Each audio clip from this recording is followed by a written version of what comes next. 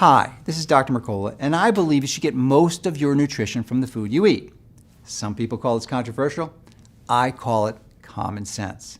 However, modern-day agricultural principles rely heavily on the introduction of artificial fertilizers, and it makes this virtually impossible to achieve.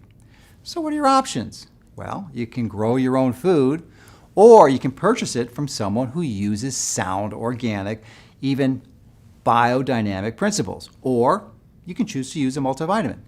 So if you choose to use a multi, what are some sound guidelines that you can use to select a good one?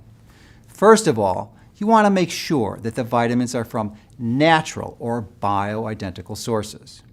Secondly, if you choose one with minerals, please understand it's going to take a large volume, and if you choose capsules, you're going to be taking a large number of them. So tablets are often a preferred option.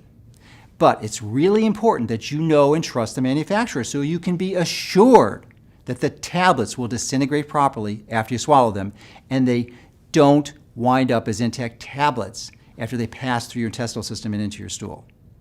Thirdly, make sure the formula also includes whole food concentrates whenever possible, as this will provide accessory micronutrients like bioflavonoids, antioxidants, and polyphenols that are still crucial for the supplements to be effective.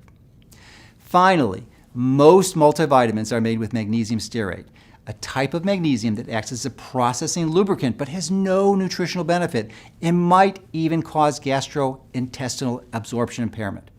So make sure that the multi you choose does not include magnesium stearate.